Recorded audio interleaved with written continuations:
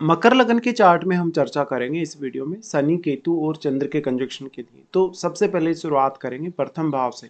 प्रथम भाव में आपको इस प्रकार से इनकी प्लेसमेंट दिखेगी, जहां शनि आपके चार्ट में लग्नेश होने के साथ साथ दूसरे घर को भी रिप्रेजेंट करते हैं और चंद्रमा सप्तमेश होके आपके लगन में आए, तो आपका राशि भी मकर है और लगन भी मान लो मकर ही है।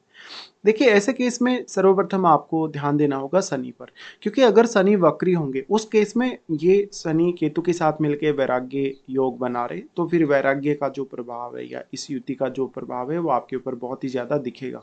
लेकिन मान लो आपके शनि सामान्य स्थिति में है, अगर वो वक्री नहीं है, उस केस में शनि आपके लिए शशि योग का निर्माण कर रहे हैं। तो शशि योग का निर्माण होने से आपके लिए ये नेम फेम के मामले में, प्रसिद्धि पाने, जीवन में जो भी आप हासिल करना चाहते हैं उसके मामले में बहुत अच्छा होगा। और शनि अगर वक्री ना हो तो आप बहुत ही ज़्यादा जीवन में गंभीरता के साथ हर कार्य को करेंगे, बहुत ज़्यादा डिसिप्लिन के साथ। ऐसे व्यक्तियों को अक्सर बहुत ज़्यादा जिम्मेदार देखा जाता है, बहुत ज़्यादा अनुशासित या बहुत ही ज़्यादा परिपक्व ऐसे लोग होते हैं, बहुत ही बुद्धिमान, विवेकशील, या ऐसे लोगों में कुछ हद तक धैर्य भी बहुत ही ज़्यादा हो सकता है।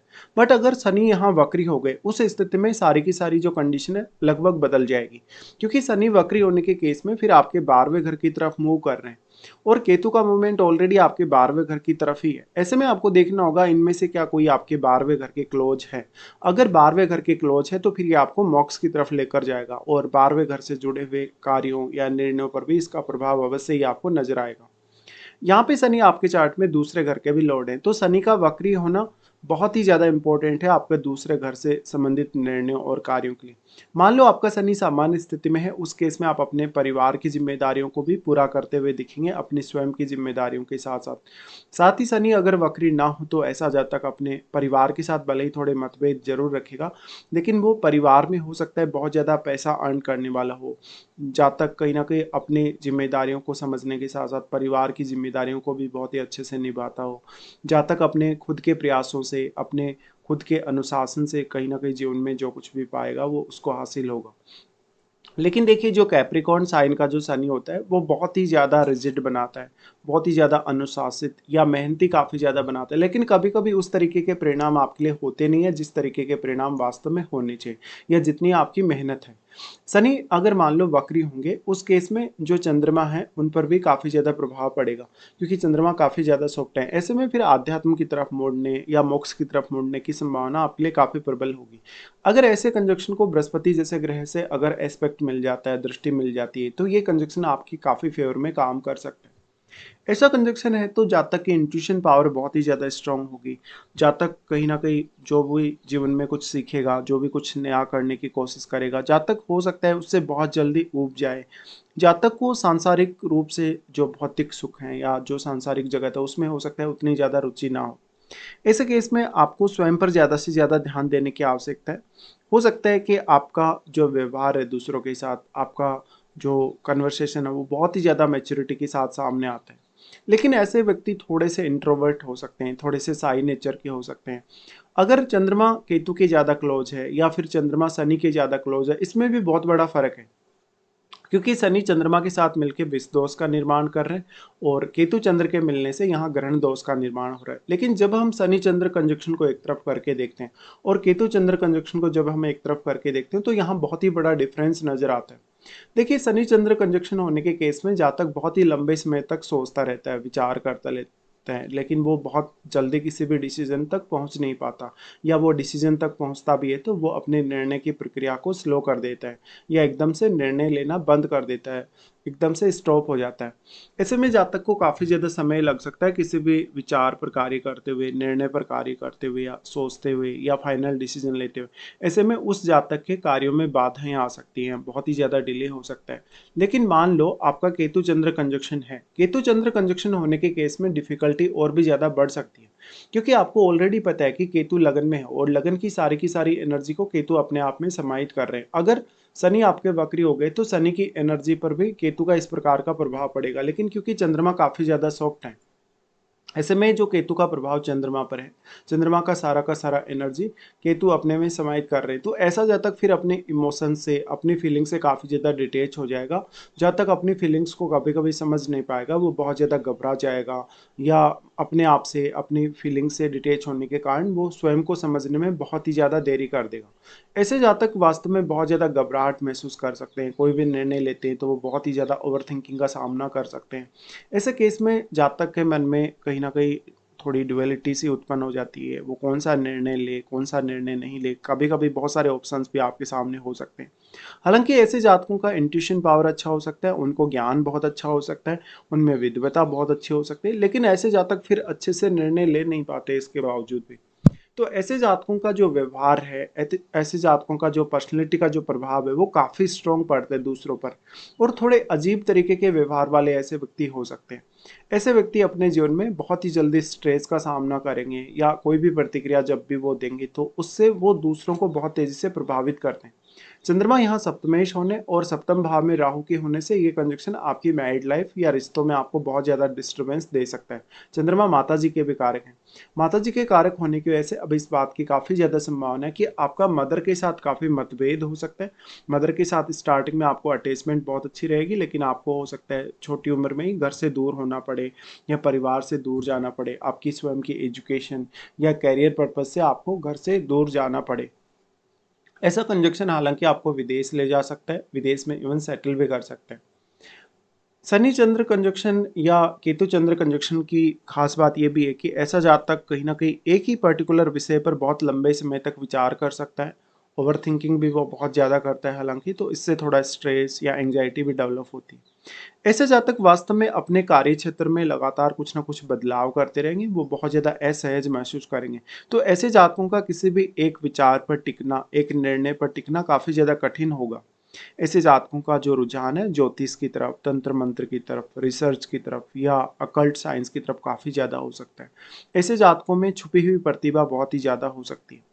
यहाँ शनि केतु कंजक्शन आपको भावनात्मक रूप से तो दूर करेगा ही करेगा चंद्रमा के साथ होने से, लेकिन जो भौतिक सुख साधन है उनसे भी कहीं ना कहीं दूर करेगा और आप एक बहुत ही साधु संत जैसा जीवन जी सकते हैं, बहुत ही एकांत प्रिय जीवन। ऐसा कंजक्शन है तो आपको जो हड्डियों के जो जोड़ हैं उनसे रिलेटेड दिक्कतें हो सकती हैं। हालांकि शनि अगर वक्री ना हो तो उम्र को काफ़ी ज़्यादा बढ़ाने का कार्य जरूर करता है। ऐसा कंजक्शन की वजह से वैवाहिक जीवन में काफ़ी ज़्यादा देरी से शुरुआत होना, वैवाहिक जीवन में बहुत ज़्यादा असंतुष्टि की स्थिति होना या जीवन साथी से बहुत ज़्यादा चीट किया जाना, ये सब सामने आता है और आप कभी भी अपनी दृढ़ इच्छा शक्ति नहीं दिखा पाते किसी भी काम के लिए। या तो आपके अंदर बहुत ज़्यादा नकारात्मक थॉट्स रहेंगे या तो फिर आपका इंट्यूशन पावर बहुत ही ज़्यादा स्ट्रांग रहेगा। वास्तव में आप जीवन के जो रहस्य हैं, जीवन का जो सत्य है, उसको खोजने में फिर भी काफ़ी माहिर हो सकते हैं। अब आप अपने सिक्स सेंस का कितना अच्छा इस्तेमाल कर सकते हैं, ये आपको देखना होगा। अगर हम यहाँ दृष्टियों के हिसाब से विचार करेंगे तो शनि का सबसे पहले दृष्टि आ जाता है थर्ड हाउस पे। अब जो थर्ड हाउस है वो जुपिटर का घर है, तो जुपिटर की प्लेसमेंट आपको जरूर देखनी होगी। थर्ड हाउस पे शनि की दृष्टि पड़ रही है तो आपके लिए एफर्ट करना, मेहनत करना काफ़ी ज़्यादा आसान तो नहीं है, पर अगर जुपिटर अच्छी स्थिति में हो तो कुछ मामलों में आप बेहतर से बेहतर कार्य कर सकते हैं। तीसरे घर पे शनि की दृष्टि का होना कहीं न कहीं आपको बहुत ही ज़्यादा रिजिड बनाता है अपने फैसलों में, अपने विचारों में। लेकिन चंद्रमा काफ़ी डिस्टर्ब हो चुके हैं, तो आपको फ्रस्ट्रेशन भी बहुत ज़्यादा होगी। ऐसा शनि आपसे बहुत ज़्यादा मेहनत या हार्ड वर्क माँगता है, आपका कम्युनिकेशन भी उतना अच्छा नहीं होता। तो आपको अपनी स्वयं की एबिलिटी को समझना, स्वयं की एबिलिटी पर कार्य करना बहुत ही ज़्यादा ज़रूरी हो जाएगा। थर्ड हाउस में शनि की दृष्टि पड़ रही है तो आपके रिलेटिव्स के साथ, भाई-बहनों के साथ जो जुड़े हुए रिश्ते हैं, उनमें भी काफ़ी ज़्यादा उदासीनता जैसी स्थिति रहती है। आप भले ही उनको काफ़ी सपोर्ट कर दें, लेकिन उनसे आपको कोई विशेष सपोर्ट नहीं मिलने वाला। ऐसा शनि आपको आपकी पर्सनल लाइफ के तौर पे देखा जाए तो बहुत ही ज़्यादा रिजिड या बहुत ही ज़्यादा परिपक्व तो बनाएगा, लेकिन वो सेल्फ डिपेंड बनाने की तरफ भी आपको तेज़ी से अग्रसर कर सकते हैं। बट अगर शनि वक्री हुए, उस केस में आप भौतिक जनजीवन को त्याग सकते हैं बहुत ही जल्दी। यहाँ से फिर जो थर्ड हाउस में प्लैनेट बैठा है उसके केस में भी आपके जीवन में बहुत ज़्यादा डिसिप्लिन आने वाला है या बहुत ही ज़्यादा रिजिड स्थिति आने वाली है, जहाँ पर आप अपने निर्णयों से पीछे नहीं हटते, आप अपने खुद के नियम बना के चलते हैं। यहाँ फिर सप्तम भाव में राहु बैठे हैं और इनका दृष्टि सप्तम पर भी रहेगा, लेकिन क्योंकि सप्तम भाव को राहु ने काफ़ी मल्टीप्लाई किया है और राहु के साथ भी यदि कोई प्लैनेट बैठा है आपके सप्तम में तो वो भी काफ़ी मल्टीप्लाई हुआ है या उस प्लैनेट की क्वालिटीज़ भी काफ़ी मल्टीप्लाई हुई। इसलिए राहु के साथ बैठा होकर आपके लिए बहुत ही ज़्यादा इंपॉर्टेंट है, क्योंकि सप्तमेश ऑलरेडी चंद्रमा है और चंद्रमा काफ़ी पीड़ित हो चुके हैं यहाँ पे। तो अब अपना जो प्रभाव है राहु बहुत ही ज़्यादा स्ट्रांगली दिखा सकते हैं और उनके साथ बैठा प्लैनेट भी। तो यहाँ अगर शनि वक्री ना हो तभी आपको यहाँ शनि की दृष्टि से फायदा मिल सकता है सप्तम भाव पर ये दृष्टि होने की वजह से। लेकिन यहाँ पर जो अगर देखा जाए राहु के प्रभाव की वजह से, तो राहु का प्रभाव आपके लगन पे है और चंद्रमा काफी ज्यादा सॉफ्ट होने के कारण राहु के प्रभाव से काफी ज्यादा प्रभावित होने वाले ग्रह होंगे। साथ ही साथ राहु के साथ आपके यहाँ सप्तम में जो भी प्लैनेट बैठा है, क्योंकि वो प्लैनेट बहुत ज्यादा मल्टीप्लाई हुआ, उसकी क्वालिटीज काफी मल्टीप्लाई हुई, तो उस ग्रह का प्रभाव लगन पर होने की वजह से तीनों ही प्लैनेट उस ग्रह से काफी ज्यादा प्रभावित हो सकते हैं। ऐसे केस में आपको जब भी आप पब्लिकली डील करें, लोगों के साथ कन्वर्सेशन में आए, बातचीत वगैरह करें, किसी के साथ भी आप रिलेशनशिप वगैरह में आए, मैरिज के लिए अपना पार्टनर वगैरह चूज करें, तो बहुत ही ज़्यादा अवेयर रहने की आपको आवश्यकता पड़ेगी। शनि अगर वक्री ना हो तो आपकी मैरिज वगैरह में काफ़ी डिले कर सकते हैं, आपकी मैरिज लाइफ में बहुत ज़्यादा अनसर्टेनिटी दे सकते हैं, रिश्तों में काफ़ी उतार चढ़ाव दे सकते हैं। फिर इनका दृष्टि आ जाता है यहाँ आपके दसम घर पे। दसम घर पे शनि की दृष्टि हो तो अगर शनि वक्री है अगर आपका, तो वो कैरियर में कोई बहुत अच्छी ग्रोथ नहीं देता, बल्कि वो कैरियर से आपको दूर लेकर जाता है धीरे धीरे। हालांकि वो परिपक्वता अच्छी देता है और शुरुआत में आपको स्ट्रगल बहुत ज़्यादा देता है, लेकिन शनि की स्थिति अगर सामान्य है उस केस में शनि कैरियर में सेटल होने में बहुत ज़्यादा डिले दे सकता है। आप जिस भी पर्टिकुलर फील्ड में काम करेंगे उसमें आपको सफलता काफ़ी देरी से मिल सकती है, या जो भी आपको नेम फेम मिलेगा, प्रसिद्धि मिलेगी, वो भी काफ़ी ज़्यादा देरी से मिलेगी। अब सिर्फ़ और सिर्फ़ आपको 10th हाउस में बैठा हुआ ग्रह ही ज़्यादा से ज़्यादा मदद कर सकता है, या तो फिर कोई ग्रह आपके 4th हाउस में यदि बैठा है तो वो अपनी दृष्टि से आपके लिए करियर में बहुत अच्छा सपोर्ट ला सकते हैं। बट शनि जैसे ग्रह से आप अगर बहुत कुछ एक्सपेक्ट कर रहे हैं यहाँ पे, तो ज़्यादातर केसेस में आपकी लाइफ में ग्रोथ की संभावना काफ़ी कम ही होगी। तो फिर आपको अपने खुद की मदद से, अपने खुद के एफर्ट के मदद से, अपनी स्वयं की मेहनत की मदद से ही जीवन में बहुत कुछ करना होगा। हालांकि ऐसा जातक बहुत ज़्यादा अकेलापन फील करेगा, बहुत ज़्यादा एकांत प्रिय होगा, तो जातक को खुद को समझना चाहिए, जातक को खुद की एबिलिटीज़ को समझना चाहिए और उनके आधार पर आगे बढ़ना चाहिए, तभी जातक ज़्यादातर सक्सेसफुल हो पाता है। ऐसे जातकों की छोटी उम्र में ही परिपक्वता आने की संभावना काफी प्रबल हो सकती है। और जब एक समय बाद आपका केतु एक्टिवेट होगा, लगभग आपका 45 का एज, 50 की एज के आसपास, तब आपको ये रियलाइज होगा कहीं ना कहीं कि आपका जो वास्तविक उद्देश्य है जीवन का, वो मोक्ष की तरफ जाने को लेकर है। कहीं ना कहीं वो स्वयं को रियलाइज करना, खुद को जानना, जीवन के रहस्यों को जानने की तरफ है। ऐसा व्यक्ति बहुत ही ज़्यादा कहीं न कहीं ज्ञानी हो सकता है, विद्वान हो सकता है, लेकिन वो बहुत लोगों के सामने आना पसंद नहीं करेगा और अपना बहुत बड़ा नेटवर्क बनाना भी पसंद नहीं करेगा। तो इस प्रकार के कुछ प्रभाव आप लोगों के सामने आएँगे ये कंजंक्शन के लगन में होते हुए। अब इसमें महादशा का भी बहुत ही बड़ा रोल है, तो आपको महादशा के हिसाब से सोचना होगा, क्या आपको शनि की, केतु की या चंद्रमा की महादशा है या नहीं?